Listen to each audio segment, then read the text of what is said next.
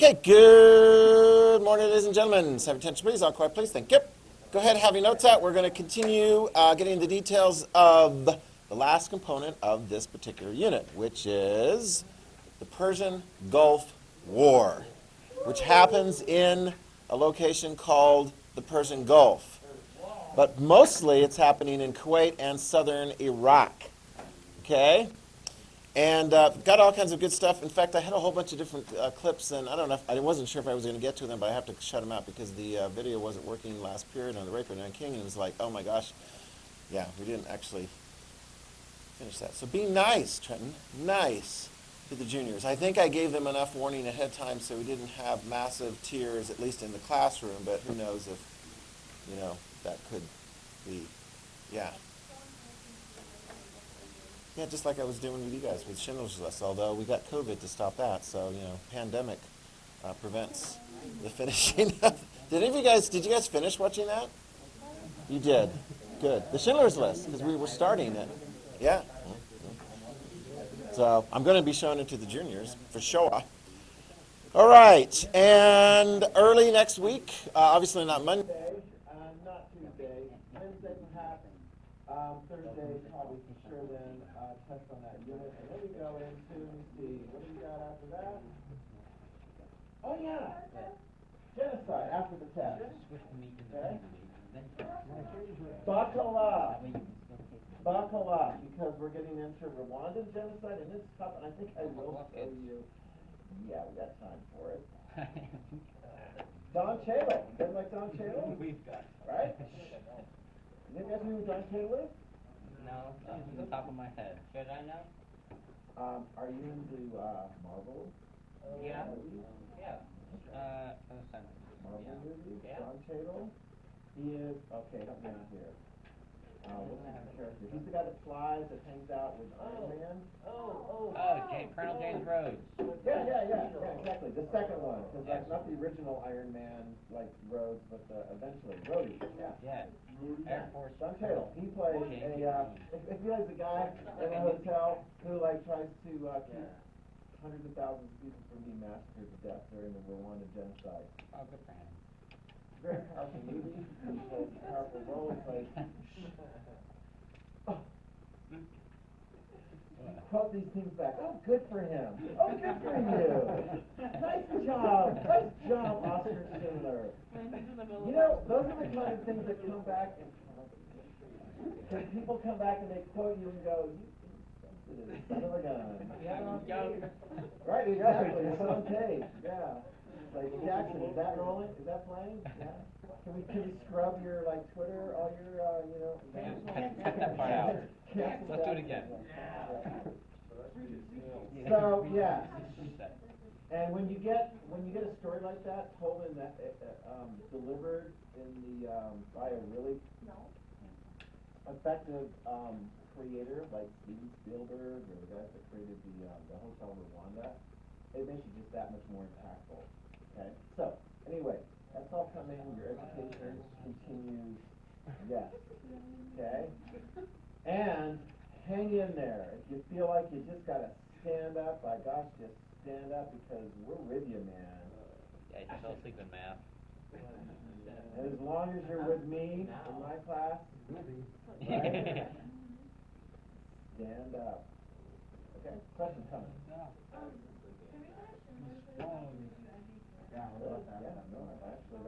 I'm cool with that.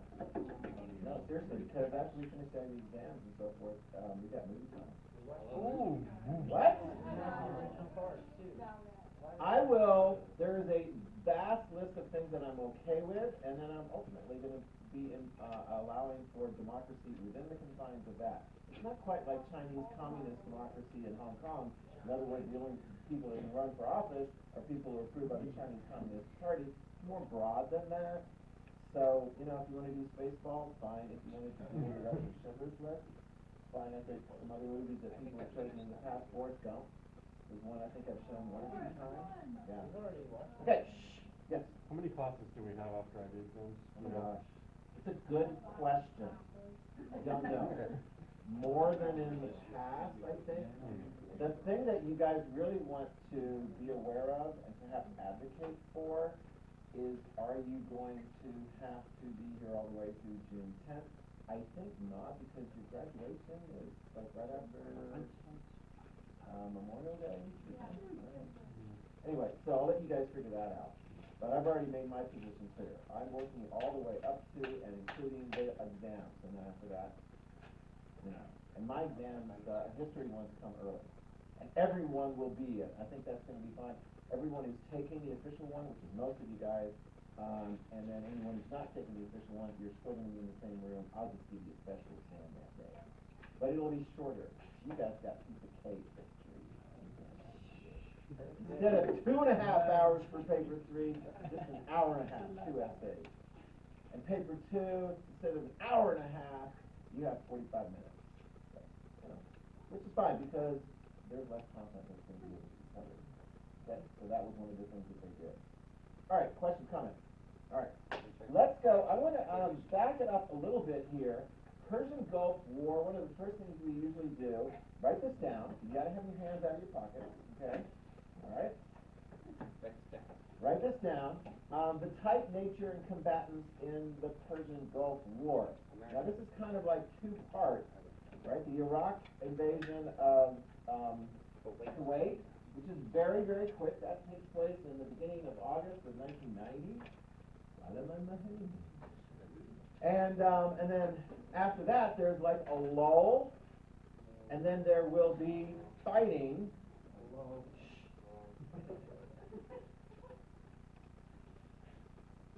There will be fighting in January and February of 1991. Write this down. It's going to be a fairly quick war, so this is a limited war. Certainly, on the part of the United States of America, we are not going total war status with rationing and all kinds of, Rosie the Riveter and everything like that. We've got a pretty strong economy. We've got a strong, well-prepared military, very, very modernized, and we get the job done. And in fact, we get the job done, write this down, a lot quicker with a lot less casualties than many people had feared. So it's going to give us a real sense of confidence that, wow, all that money and investment in our United States military works really well against a, second-class military. Iraq's military could go toe-to-toe with Iran's military in the Iraq-Iran war, right? With no decisive victor. But Iraq's military against our military, it's a cakewalk for us. And in fact, people will look afterwards and go, wow, that wasn't fair. Sorry. It applies to today in some sense. If you're a country and you want to be secure, you need to up your game to the point where you're not.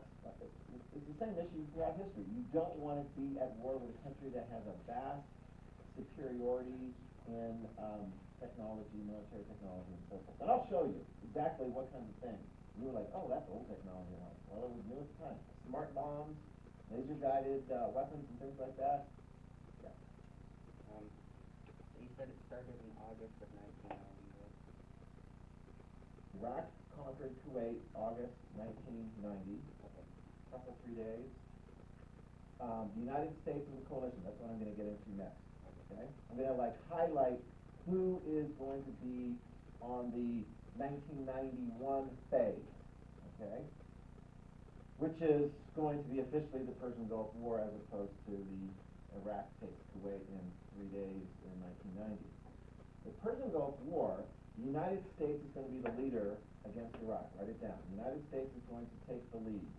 And we are going to have most, but not all, I would say more than a majority of the forces on the field when the war gets going in January and February of 1991. We'll have 28 nations. 28 nations. And this is actually interesting and significant. Okay? The United States is going to have NATO allies helping us out. The British and the French will be there. But the thing and Canada is going to have some troops in there as well. And those guys, NATO allies, if you're going to be a NATO ally, this is a given. You have to have your military communications sophistication up to par for all of those countries. Otherwise, you can't operate effectively. Does that make sense? Right? We will also have Arab nations in there as well. This is significant. Muslim nations. Turkey, which is a NATO ally, but it is also predominantly Muslim. Turkey is going to be involved. They'll have troops and so forth in the fight as well. I mean, Saddam Hussein is really, really outgunned and outclassed in this particular fight. Jordan, an Arab nation, right next to Iraq, they will have troops in there. That's one of the payoffs. You know, the United States made a deal with Jordan so that Jordan would be at peace with Israel.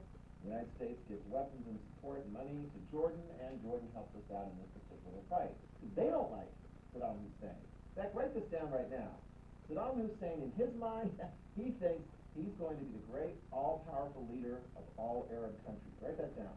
That's his personal motivation. Yeah.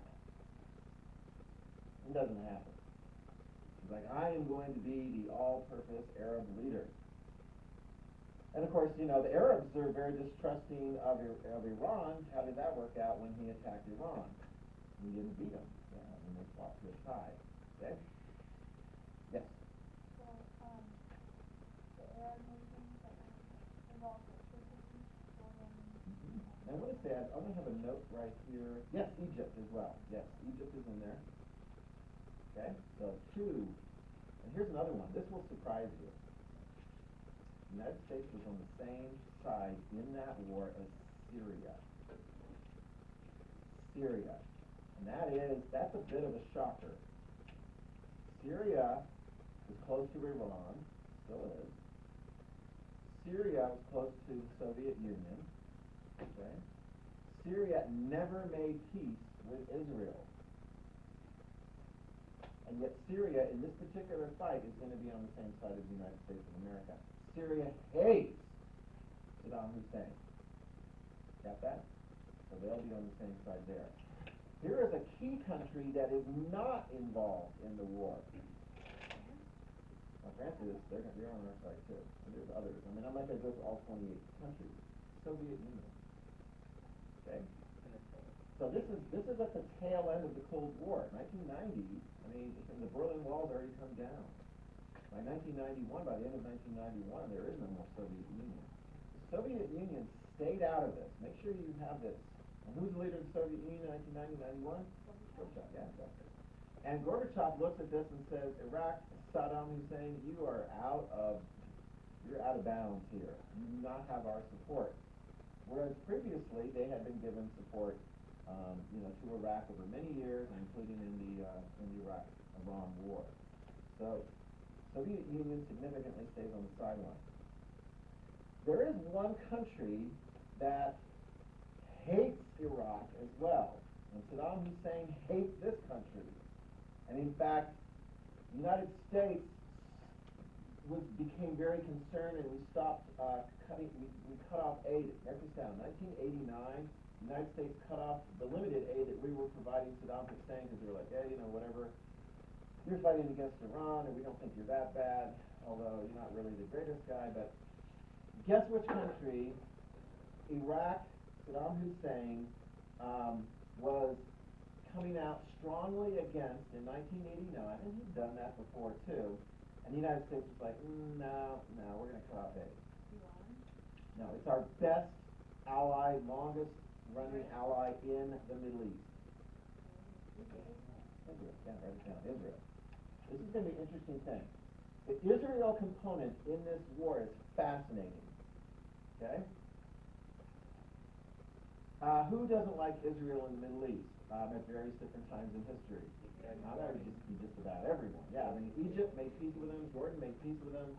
Iran actually got along with them pretty well until the Ayatollah Khomeini came in, and then they hated Israel. Okay? Iraq also hated Israel. A lot of Arab countries hate Israel. And here is what Saddam Hussein wanted to do.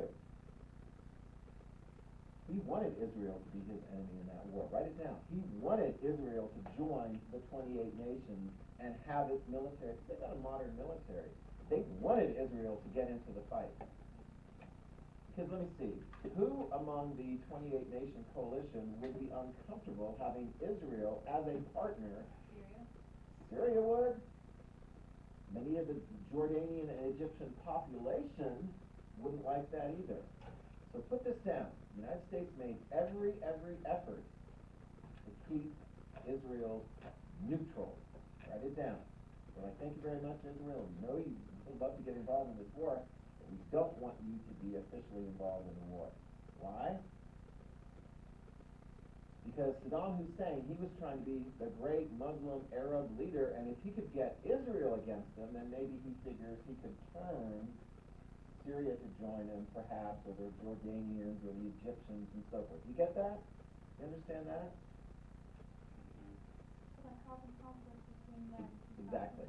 Exactly. Yeah, he's trying to cause conflict among the coalition that is against him. I mean, honestly, on his side, he had nobody. Saddam Hussein really doesn't have anybody on his side. Actually, I mean, there was one group of people that they don't really have a country, and they were like dispossessed, and they're, as soon as, like, Saddam Hussein, write this down, he's going to attack Israel anyway.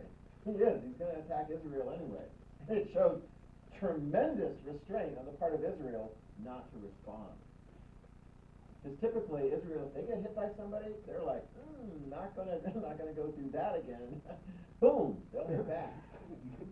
But they did not hit back when Saddam Hussein attacked them. Although there were people cheering when Israel got hit.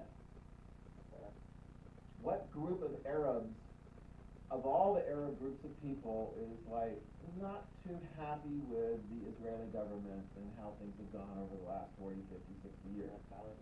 Palestinians, very good, write that down. Palestinians, because their status is refugee status, like in Lebanon and other parts of the Middle East. And where they do have some, land, they've got all kinds of constraints put upon them by the Israeli government. So the Palestinians, in fact, it was interesting because in Kuwait, when Kuwait was taken over by the Iraqis, the Kuwaitis, they don't do grunt work. You ever go to like the Middle East, the rich oil countries? Their citizens do not do grunt work. They don't pick up the trash. They don't do those things. That's all hired out. The teachers and engineers are hired from Europe and the United States. I kid you not. And all the grunt workers, they're hired from, like, among Palestinians. There was a whole bunch of them in Kuwait, and they were cheering when Kuwait was taken over. Oh, by the way, when Kuwait got their independence again, they kicked all the Palestinians out. So if you're in Qatar or Bahrain or the United Arab Emirates or Saudi Arabia or Kuwait today, and who's going to change the laundry in the hotel that you're at? Not so much. Some of them might. A lot of Southern Asians, people from India, Bangladesh, and so forth. They come over and they do a lot of that low-pay grunt work. Because if you're a citizen, an Arab citizen of those oil countries, rich oil countries, you get the benefits, right? They make a lot of money and you get the benefits. Where is Israel? Okay. Let's see, let me get a map here. Actually, this map works pretty well here. This is going to be the invasion one, but just to give you a context of what's going on, here's Israel, Jordan, and then Iraq. There's Syria, okay, and there's got Egypt over here, Saudi Arabia. Yeah. Who? Let me ask you this, all right? Let's go ahead and focus on just one thing. I've actually taught it to you last time. What weapon, military capability does Saddam Hussein possess that could hit Israel in an attempt to bring Israel into the war? Short-range ballistic missiles, what are they called? There you go. Okay. Iraq will launch Scud missile attacks against Israel. And Israel is afraid, because when those missiles come in, Israel is afraid that some of those missiles might be not only explosive, but chemical weapons. okay? United States, and of course Israel, they're like, don't you even think, Iraq, about launching, because like when those things were landing and so forth, the Israeli population, they're ready. I mean, they've probably done about as good a job as any country in the world right now during the pandemic of getting their folks vaccinated and so forth. If you've been following the news, Israel probably is going to have more of their population vaccinated more quickly than any other. These guys have got gas masks all over the place, right? I mean, that's the status you have. If you're a country that's been in 1, 2, 3, 4, 5 wars with their Arab nations, they're ready, their civilian population, for war. So they had gas masks. But write this down. Iraq never launched chemical Scud missiles against anybody, Israel or the United States forces in Saudi Arabia or so forth. But they did a lot of Scud missile attacks. Now, hang on just one thing. There is one thing the United States did to try to help protect Israel from direct assault against the Scud missile. And it's actually in your notes. Some of you guys could probably tell me. Exocet, no. At that time, we were in the process of developing, and it got pretty far along in developing what was called, or still is called, the Patriot Missile Defense System. So we sent U.S. personnel who knew how to operate and provided sort of like a defensive barrier. So whenever there would be a detection of an incoming Iraqi Scud missile, up in the sky would launch the Patriot missiles. Anti-missile missiles. Do you understand that? And we took out quite a few of them. Okay? Ideally, you like to hit it way up in the sky, so the explosion takes place up in the sky, and all you get is like shrapnel and bits and pieces and so forth falling down. But, you write this down, some of the Scud missiles did come through, but they're not highly accurate, so there wasn't a massive loss of life on the part of Israel during this war. And, write this down, Israel, Ashton, stayed out. They stayed awake. They were ready during the whole time. They didn't sort of go whining, going, I didn't read paper and I didn't sleep last night. Because, if all of a sudden you get alert, and, you got to run for cover and get in your bunker, they're like, well, should we wake up? I don't know. Get in the bunker. Yes. So their sole purpose of launching this was just to try and coerce them into the war? Against Israel, yes.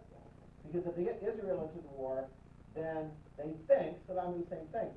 You have to really, question his thinking process at times, because it doesn't always yield really smart, rational, strategic decisions. But, this one actually does kind of make sense. It could potentially weaken the coalition, but I tell you what, the coalition was ready. Yeah, either way, it's still like Okay? 28 times. The coalition was ready. Here is what President Bush, well, I'm going to play his thing here in a moment, but, write this down. President Bush, George H.W. Bush, this is where it helps. All his background of being the vice president for 8 years, head of the CIA, ambassador to the United Nations, I think he did all this stuff. And he's like, a first-name basis with a lot of world leaders. So when this happened in August, the invasion of Kuwait, which could have been followed, write this down, it could have been followed with a continued invasion into the Persian Gulf, taking out Saudi Arabia and the Arab states in the Persian Gulf, the wealthy Arab states. It's not inconceivable that was part of Saddam Hussein's goal. And in fact, that's what people saw. So the idea is we got to stop them right away. So President Bush came out publicly very early on and said, this will stop. We are going to protect Saudi Arabia and the Arab Gulf states. And so we immediately started sending in weapons, supplies. It took a while to deploy. The United States deployment of military, and it's going to go into Saudi Arabia for the most part, and some of the other Gulf states, but Saudi Arabia is the one that has the border there. It's called, ready? Write it down. Operation Desert Shield. Okay?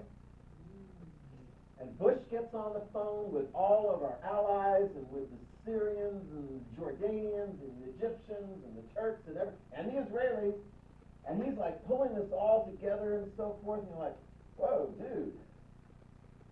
And by January of 1991, We had a force there. We had a big, big force. Right along here, you got this Saudi border that runs all the way along with Iraq and Kuwait, okay? And we're sending over ships, I mean, that's where our big weapons and so forth you bring over by ship. But we have a lot of weapons and so forth brought over by, heavy aircraft as well. And we're building this massive coalition so that if Saddam doesn't do what he's told to do, what he's told to do is get out of Kuwait. Get out of Kuwait. And Bush, we operated on all kinds of different things. Bush is like, okay, United Nations, we're going to get a bunch of countries, Soviet Union, everyone's telling, you got the resolution, who's got the resolution name? I forgot the resolution number. There was a lot of different resolutions. Let me see. We actually had, here we go, there was a deadline. United Nations had a deadline of January 15th, 1991. United Nations, you don't want to get the United Nations to go along with that because, veto by China or veto by, Soviet Union / Russia. But the United Nations went along with this. I told you Saddam Hussein was completely out on his own. The United Nations was with us on this one. They set a deadline of January 15th that they had to get out of Kuwait. Bush built this whole coalition, got all the diplomacy, everything lined up. And of course, we're having this debate back in Congress. We're a free democracy. We're having a debate in Congress over whether or not we're going to potentially go to war. We don't have a declaration of war, but Bush wants from Congress a joint resolution authorizing the use of military force in the event that Iraq doesn't get out of Kuwait. Did the Republicans and Democrats vote for it? A lot of Democrats. Most all the Republicans, really. And they were concerned because they're like, oh my gosh, that's a big Iraqi army. And did you see how many people died the last time a country fought Iraq? In that long Iran war? People in the United States were like, oh man, we're going to get a lot of casualties. This is going to get ugly. Oh my gosh. Did you see how quickly the Iraqis took over Kuwait? Ooh. So there was a lot of concern and hand-wringing and everything. Understandably, before you jump into war, you really got to think about it. But I already told you how it's going to end. Most of the people that die when the United States and coalition forces take Kuwait back are going to be Iraqi forces. I want to say, how many do we have altogether? Did I have that written down? It's maybe in the hundreds for United States casualties. On the Iraqi side, thousands. Okay, so I was wondering, since we were the leader in trying to get Iraq out of Kuwait and not spread down to other more southern Arab nations, how are our relations today with those countries? Very good. Okay. Yeah, very good. There's a little bit of a hiccup right now because we get on really well with Saudi Arabia, but one of the top Saudi princes in their government really didn't like this one particular journalist that worked for the Washington Post, and he arranged for that journalist to show up at the Saudi embassy in Turkey, and then they murdered him. Nice. Well, And the United States did an investigation and actually, released the details of that investigation. During the Trump years, they released the results, but now President Biden has sort of said, yeah, we don't really like that particular guy in the Saudi government. Pretty darn good. Okay. Here's one person, though. Let me just make a little footnote. Here's one person that hated what the United States was doing in sending military troops into Saudi Arabia to help the Saudis and the Arab states and to ultimately get Saddam Hussein out of Kuwait. But he figured it out because this guy is like, it is bad for infidels to be in the Holy Land. Granted, Saudi Arabia is a big country. Take a look at this map, right? And you've got the troops are right in here near Iraq and Kuwait. But way over on the west side is Mecca. And this particular guy is like, man, there should not be any U.S. forces whatsoever. They're infidels. They're desecrating the Arabian Peninsula. Have you figured it out yet? Because that's going to be part of his thinking and his justification for hitting us on 9/11. Yeah, I thought, yeah. Osama bin Laden, he's from Saudi Arabia. He was against. the United States coming in and doing that. I mean, it wasn't like he was in favor of Saddam Hussein, not really. But he didn't like the fact that all these U.S. forces and so forth were coming in. Men and women and you know, and the American women, you know, they don't dress the same way as Saudi women and so forth. Anyway. Since we helped him. I know. Well, we didn't help him, but we helped Saudi Arabia ultimately remove a threat. I know. We'll help you out. Just I know. When we try to get to the thought process and the rationale behind people who conduct international terrorist activities, sometimes you kind of look and you're like, I wouldn't have made that decision. You know, I wouldn't have seen it that way, but you know, I guess that's the difference between you and I and terrorists. Yeah. When did I last When did what? When did I last was that during the war? It was during the war. Yeah. Yeah. So once we start launching, by the way, January 15th, that deadline passed without Saddam Hussein removing his forces. January 15th, 1991. How long did it take the United States to start hitting Iraq? Like that day, yeah.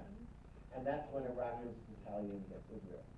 Let me back up just one moment here, just to kind of clarify a point that I had made last time. I'm sure the United States Ambassador, April Glaspie, felt kind of bad that Saddam Hussein just really didn't understand that when she's being diplomatic and nice and shaking hands and so forth, it does not give you a carte blanche to invade Kuwait. I mean, people looking back on that are like, well, maybe she should have used stronger words to say, I see you're putting massive troops on the border with Kuwait. Don't use them. She was being diplomatic, I think. But Saddam Hussein was like, and I'm okay attacking Kuwait?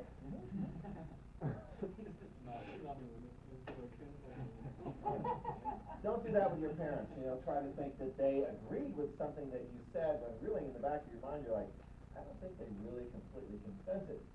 Keep taking the car and going off for 3 weeks, you know, with the checking with the check account and all that kind of stuff. All right? Okay. What's that? No, that's until you go to college. Yeah. I remember there was one parent, colleague of mine, and she let her daughter go on a trip overseas. Just gave her the credit card. Instead of like a bank card that had a limited amount of funds, the credit card, how high can you jack that up? To whatever the limit is. And they were like, whoa! It looks so easy on television. Ha ha! They seem so happy. That's how credit works, right? Visa. Free money. It's free money. Until it comes back around, they're like, oh, you don't have to pay it all at once. They charge you like massive amounts of interest on the balance. All right. Gotta write this down. These guys are on our side too. They didn't submit. They didn't give weapons or soldiers. Actually, they named the soldiers. Write it down. Germany and Japan. Oh my God. They didn't give soldiers. Why would Germany and Japan not give soldiers? Because it's in their constitution not to have their soldiers go fight in other parts of the world. Why was that part of their constitution or their policy? Because of what happened in World War II, right? I mean, here's the deal. Germany, right? Because we can call it Germany because at that point, I think they're officially Germany by that time. Anyway, Japan, they are critical military economic allies of the United States. No doubt. But their military focus is defensive. So can they help us in other ways besides weapons and soldiers? Think about it. Don't think too hard. Money. Very good. Excellent. The total bill for this effort to get Saddam Hussein out of Kuwait is about $60 billion. When you add up all the various different financial costs. Okay? It's a lot. Yeah, I mean, it's kind of like when you look through history, like, how many times have countries been really hurt by wars that they've been involved in? Lots of times, yeah. So if we would have just helped Kuwait pay the $10 billion, we would have saved about $50 billion? I don't know. Well, here, let me finish. Japan, Germany, and Saudi Arabia, they got a lot of cash too. They paid $36 billion towards the $60 billion overall cost. That's pretty nice, isn't it? Yeah. You're like, hey, can we continue sending you Wait, is it 60? $60 billion, and about $36 billion was paid for by a combination of Japan, Germany, and Saudi Arabia. Oh, and you can bet, I don't have the details here, but you can bet there was another country that benefited from this whole thing that had a bunch of money soaked away in international banks. Kuwait. Thank you very much. Kuwait, yeah. They're like, thanks, America. A little private security detail here for Kuwait. One of the things Kuwait has done since then is they've invested more in their military to try and, like, not be caught unaware. Because there is a threat. Yeah, it's like if you're in the Middle East today, jumping ahead, if you're in the Middle East today, Arab countries and so forth, where do they see their biggest threat potentially from? Yeah. From what country? Yeah. And which is why the Saudis are also like not sitting around waiting. They're looking very carefully to see like what's going on in Iran and whether or not Iran is going to be properly persuaded not to develop nuclear weapons. The Saudis are like, well, if we can't count on other people to prevent Iran from having nuclear weapons, then we need to develop that capability ourselves. We've seen that so many times in history. When the United States builds a nuclear weapon, who else builds one? Exactly. When the Soviet Union builds one and the United States have one, who else is going to want to have one? Exactly. Okay. Israel has already developed nuclear weapons there, which is why Iran is like, hey, we need to develop nuclear weapons because Israel is a danger to us. Even South Africa, I don't know who they're afraid of. Anyway, apparently they've got nuclear weapons down there. You never know. I don't know. Argentina might skip the Falklands and go straight to South Africa next time. Who knows?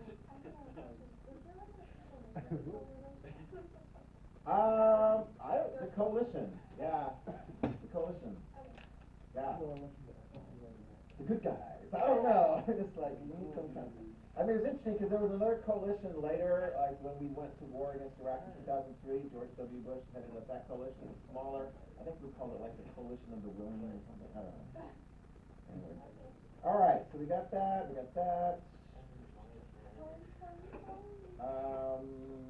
All right, now let's actually get into the details about the nature of the war.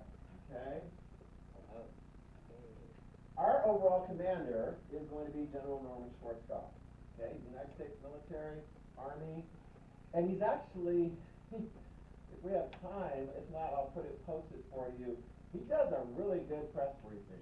I mean, his popularity skyrocketed in the United States on the basis of he would go and explain through a series of maps what was taking place when we actually got to the land phase of the war. Okay. The land phase of the war, that's when we're going to move our forces in. Okay?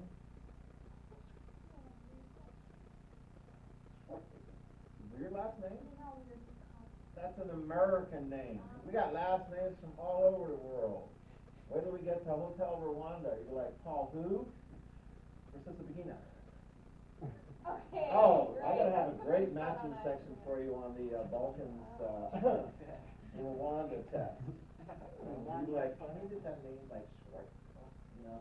That's just 2 syllables. All right. So, what is happening prior to January 15th? Here's the deal. The United States and our coalition allies, of course, the ones that are probably most helpful, the ones that have sophisticated weaponry and so forth like we do, Canada, Britain, France, and so forth. We are bringing in our forces into Saudi Arabia. Let's go to this map. We're bringing in our forces into Saudi Arabia. We've got naval forces, we've got air forces, we've got land forces, we've got really good weapons. Not that one. We've got M1 Abrams tanks. Write it down. M1 Abrams tanks. I think that's right in there. ABRAMS, Abrams. Those are good tanks. They're powerful. They're sophisticated. They can hit from a long range. And they are very maneuverable in areas like northern Saudi Arabia, Kuwait. Oh, and also, you can tell one of the ways we're going to attack here is right in through the southern part of Iraq. And we've got helicopters. We've got all kinds of different weapons available to us. Very sophisticated. We are going to, this is a very important thing you understand this. After January 15th deadline passes and Saddam Hussein doesn't get his troops out of Kuwait, boom, we hit him. Do we hit him on the ground first? No. We wait. The ground attack does not take place until February 23rd. What are we doing for like just over a month? Air attacks. Air attacks. Write it down. This is where the sophistication and vast superiority of the United States coalition forces, especially the United States part, really comes to bear. Here's what we do to the Iraqi defenses. We blind them. We hit them in all of their kind of communication apparatus. We hit them and hit them and hit them so they can't communicate. So they don't have a way of detecting kind of where we are. When we ultimately do the land of force, check this out. The Schwarzkopf came up with this. It's like we feign an attack by water into Kuwait itself to draw Iraqi forces closer to the water and away from our ultimate objective, which is to outflank them on the left, on the western flank, and sweep around and cut off their retreat. What's that? Exactly. I mean, it's a very good tactic, but they don't know what's going on. Most of their tanks are actually parked and pointed in whatever direction they think we're going to be attacking them in. What kinds of weapons? We hit all of their communications, sophisticated military operation centers throughout. We destroy all these bridges in southern Iraq. Why do we destroy bridges? Because we didn't want them. Exactly. We didn't want their military to be maneuverable and so forth, to be able to move here, there, and so forth. We're just like, we blind them and we knock them out by the kneecaps. And this is not the war in Vietnam. In the war in Vietnam, we had correspondents that were like going with the soldiers and going, wow, this war is whack. I mean, after a while, the correspondents reporting on the evening news of what was going on in Vietnam, the American public's like, man, we should get out of there. It's a different war. We don't have correspondents like necessarily in the front lines, but the United States government and military feeds the news media lots of really interesting news media bits, like the one I'm about to show you. So that the American public, once the war starts, with the air assault, we get a lot of confidence that this is going to work out. We use smart bombs. Listen, here are some U.S. military folks talking as a smart bomb. I think this is one that's going after like Iraqi airplanes.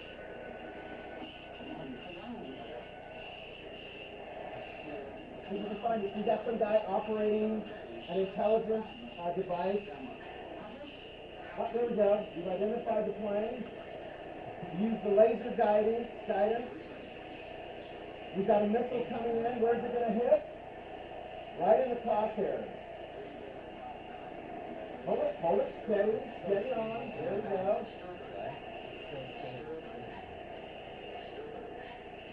The guys in the planes, are they even going to know that this thing is fresh on?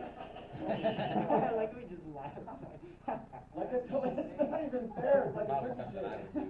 A lot of the Iraqi aircraft got up in the sky if they could. They flew over to Iran. They figured they were safer there. Oh, it's time. Oh, look at the time. Yeah, we'll get back with the war. Next time, I've already told you it's going to be a success for the United States, but there are some more details that we will cover. Okay? Where do I get one?